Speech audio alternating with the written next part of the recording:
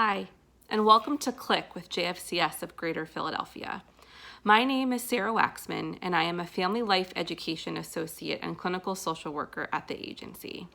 Today, this video is going to concentrate on ways that we can all practice self-care during the coronavirus pandemic. A lot of information is coming at us these days very rapidly about the outbreak of this virus in our own communities and across the nation as a whole. What's happening for us emotionally is unlike something we've faced in a very long time. It's bringing up fear, it's bringing up anxiety. For a lot of people, they are experiencing panic. It's frankly a very overwhelming situation. Based on what's happening, this would be expected and it's normal. But there are ways that we can take care of ourselves in the face of this time of high stress. And today, that's what we're going to cover in this video. Our first tip is to get informed, but to also know when enough is enough for you. It is going to be important for you to stay up to date with information about the outbreak of this virus in your community and across the nation as things develop. But it's also very true that the information about what's happening is changing day to day, hour to hour, sometimes moment to moment, and it can be very overwhelming. So you'll definitely want to stay up to date and you'll want to rely on trusted news sources that are reliable, but you'll also want to know when enough is enough for you and that it's okay to create boundaries on how much information and how often you're going to take that in. There is something called headline fatigue, which is a very real thing in our day and age when we are inundated with an overabundance of information all of the time. And so for you, it's okay to say at this time, on these days, at these hours, or for whatever boundaries feel right for you, to say I'm going to take in this information, but then to also say that's enough for today and to read more tomorrow, to listen more tomorrow. It may also be beneficial for you to take something called a brain break, where if you just begin to feel really overwhelmed or stressed or fearful about the information that you are taking in about what's happening, to do something else that makes you happy. Watch a video of puppies, listen to a musician that makes you feel happy, or do an activity that makes you feel more positive, because that is also still a truth about our lives, that not everything is bad. There is still positive, there is still light, there are still things to be happy about. And so taking that brain break is also okay and important for your self-care. Our next tip for you is to reset your expectations. At a time when we are being called upon to engage in extreme social distancing, self-quarantine, and isolation in a way that is just counterintuitive to our needs as human beings. At our core, we are deeply social creatures.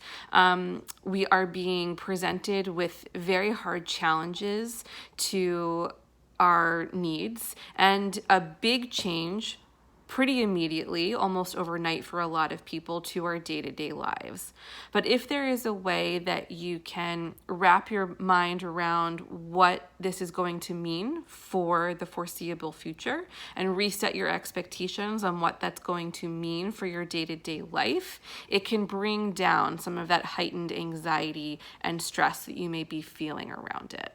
We live in a very fast-paced world where we can experience a lot of pressure, a lot of expectation to move at a quick pace. And we are being presented now with an opportunity to slow down.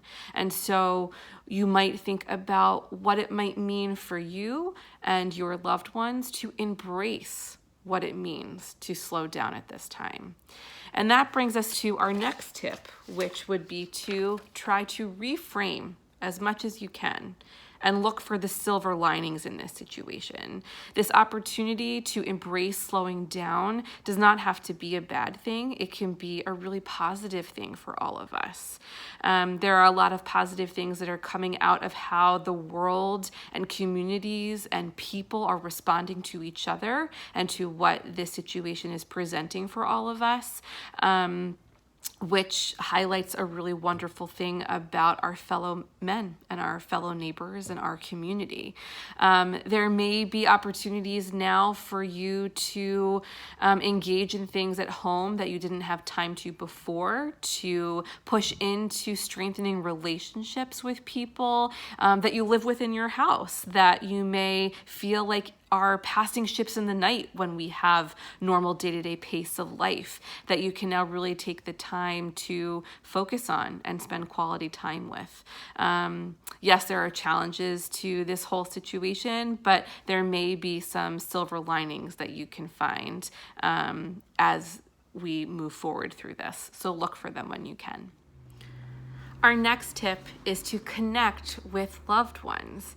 Yes, we are in a moment in time where we are being called upon to distance ourselves in a lot of ways from the people around us that we love and that we want to spend time with, for our safety and for their safety and for the community at large's safety.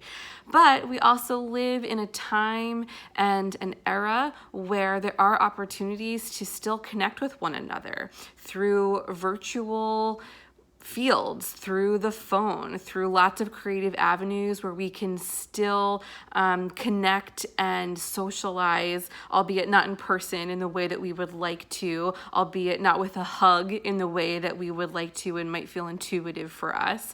But it is still important for us to find the time to connect with others in our isolation right now, to fuel that part of our soul, to fuel that need that we have.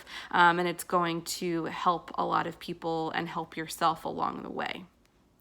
Our next tip for you is to know what is within your control. It's important for us to remember that in every situation, there's always some element of control that we can find, even if it's just over the response that we have to the situation we're presented with. And we do have that element of control here. And if we are able to know that and take that to heart and continue to focus on what we're able to do in response to this situation, it's another way that we can take care of ourselves and we can bring down some of that stress that we might be experiencing. Now, this may mean you focus on hydrating yourself, of maintaining best practices to avoid the transmission of the virus, to try to feed yourself as healthy as you can in this situation, to focus on sleep, to readjust your finances if that's a concern for you at this moment in time, or to perhaps contact your employer to better understand what the expectations for you at this time are for work and knowing where things can give to reduce some of that stress and take back elements of control. So again, know what's within your control and try to find a way to feel a little bit empowered. Our final tip for you in this video is to honor your feelings. This situation is bound to bring up all different kinds of emotions from you that will change again day to day, hour to hour, and moment to moment. And whatever you feel, whenever you feel them, you need to know that it's okay, that it's normal, that you're not alone, and that it's okay to feel what you feel. And to sometimes just say to yourself that I'm going to honor what I'm feeling. I know that right now I'm feeling angry. I'm feeling hopeless. I'm feeling powerless. I'm feeling frustrated. I'm feeling whatever you feel when you have cabin fever from being inside for so long, and to just allow yourself to honor whatever you're feeling day to day, hour to hour, moment to moment. And if you really feel like you're struggling with what you're feeling, please don't hesitate to reach out, talk to your loved ones and family, connect with resources that you have in your community. You can always contact JFCS as an agency if you're struggling to find that support. And if we can't provide it for you, we will connect you with the resources that can. And know that you're not alone in the struggle. This is a hard time for all of us. And we need to honor whatever it is that we are all feeling in this time. So thank you for tuning in today. I want to encourage people to post in the comments on YouTube and Facebook or whatever avenue that you are experiencing this video in, to leave some of your thoughts, your comments, your own ideas and advice for self-care at this time. This video was not fully comprehensive by any means, but a starter kit, if you will, of ideas of how to take care of yourself at this really hard time for all of us. So take care. Thanks for tuning in, and we'll see you with the next Click for JFCS video.